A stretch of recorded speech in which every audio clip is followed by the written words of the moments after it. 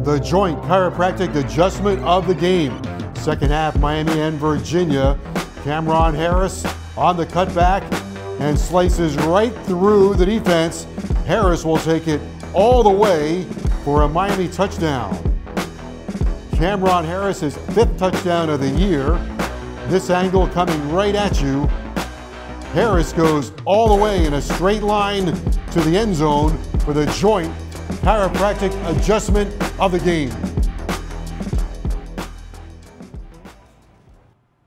Welcome back to the show, everyone. Joe Zagacki, Don Bailey Jr. and joining the party now, our sideline reporter and University of Miami podcaster, Josh Darrow. Hurricanes on the road this weekend, fellas, against North Carolina.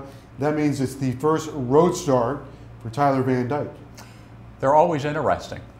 The quarterback getting his first start on the road, you've got to now deal with the crowd. You've got to deal with a different environment, a different locker room.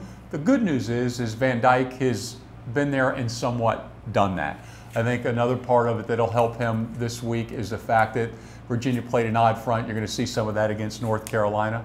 I think that there'll be some recall. And more importantly, I think that he ended the game against Virginia on a very high note. They drove the length of the football field in 5 minutes and 35 seconds, chewed the clock, and put the team in a position to win. The kicker missed the kick, but the offense got to the point where they had a chance to win the football game, and that should have built up their confidence. Yeah, and I do think we need to understand, right, again, that we are dealing with a redshirt freshman or a second-year freshman, right? We had the new vernacular after the COVID year.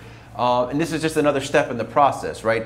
Obviously, you want to see growth game to game, but the environment will be different. He's going to be on the road. North Carolina's desperate. They're down, what are they, 2 losses or 3 losses already in the league, right? So we'll see what kind of desperation they have, what kind of ferocity they come up with. They're going to know, again, what they're dealing with in terms of a guy that doesn't have as many snaps under his belt than De'Ara King. But Don's right. I mean, you look back at the Virginia game, and that's easily a game when we were down 12 points that could have gone the exact opposite way, which means just fold and go, and he just kind of crumbles under the weight of that. And yet there they were with a chance to, to win it at the end. But I think we have to proceed with caution.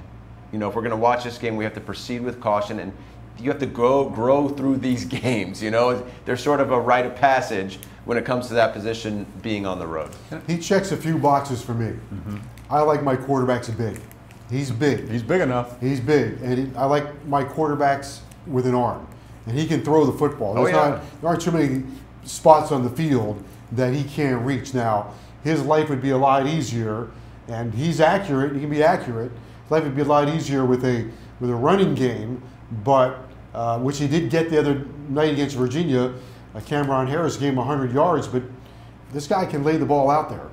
He can, Joe, and you bring up the running game, and I think it's important to realize that what we saw out of Tyler Van Dyke in his run game, the score that he had, you go back through football, and I always go back to Ohio State when they won that championship, or they stole that championship from Miami. The quarterback that they had, he gave them 50 to 60 yards a game.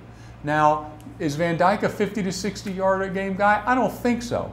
But if he can give you 2 or 3 touchdowns, that's going to make it a lot easier on everybody, because then you have a defense that has to worry about him being somewhat of a threat. Well, I think the thing with Van Dyke, and we saw this even going back to his freshman year, the ball comes out of his hand easy. You know what I mean? Like, there is no effort for him to get the ball out of his hand and down the field. And again, the throw to Rambo on the sideline, he showed great touch. We just saw the play with Harley. And even if he, it'd be probably a little much to expect that kind of touchdown run again at him, but even if he's just the threat of the run, a couple of carries to just keep the defense on the heels. Do you pull? Do you keep? Do you throw? You gotta have that. And plus, you said your guys can throw. They're accurate. He's big and he's tough. He'd take a hit. Well, not too many hits because we're getting a little thin. But again, he's a smart kid. He's a sharp kid. He works hard.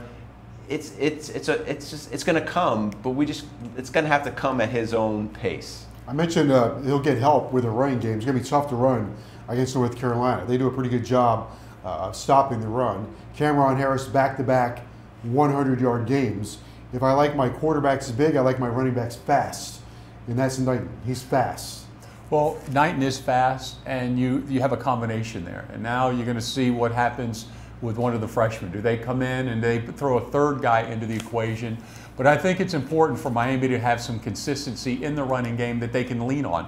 Because more importantly, that obviously takes most of the pressure off the quarterback, but you want also to have the down and distance that's favorable for the quarterback to have more options. Yeah, I think the thing with Miami, Manny talked about it this week, is staying on the field, just chewing up some of the clock, even creating some balance between time of possession with his offense and his defense. But if you can dictate the terms of the game with your running game as a play caller for Rhett Lashley, that makes it easier, and then in turn makes it easier for his quarterback, Van Dyke. It should also create more space on the field for the wide receivers to make plays at the second level. You know, when you are playing with your backup quarterback, and let's face it, we kind of don't know if Van Dyke was going to be the second string quarterback or the third string quarterback. That's a very good point. He's either 2 or 3. Was in that mix also, right. So we're not quite sure we got number 2 or number 3.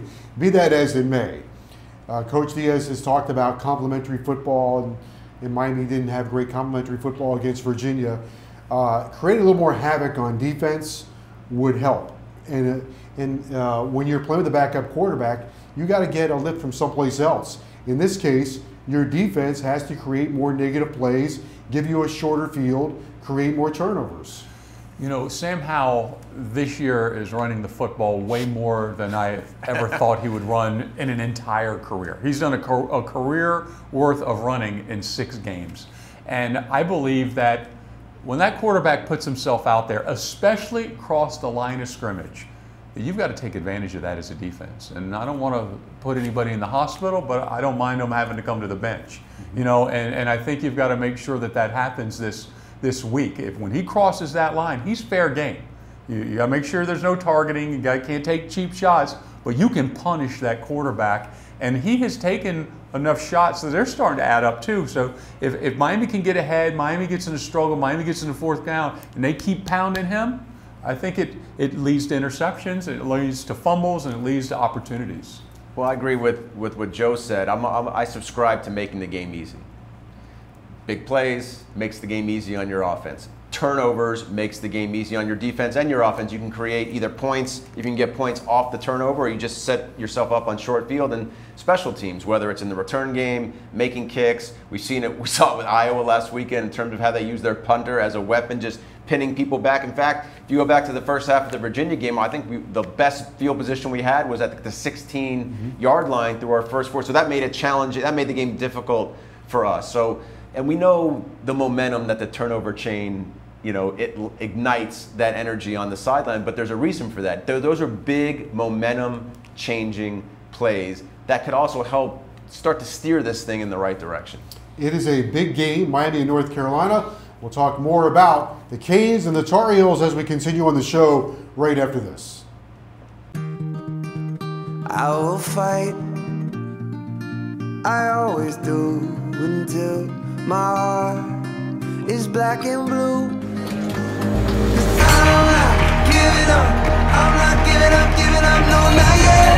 I am cancer free. Even when I'm down on my last breath. There would be no need for any further treatment. Even when they say there's nothing left. So don't give up on me. The school bus. The Zach wagon. Wally. No matter what you call your car or why you're letting it go, AutoNation will buy it, and you don't have to buy one from us. We're paying top dollar right now. So go to AutoNation.com or come see us for a super easy appraisal. Get paid on the spot, and you can deposit it the same day. Visit any AutoNation store or AutoNation.com. What drives you drives us.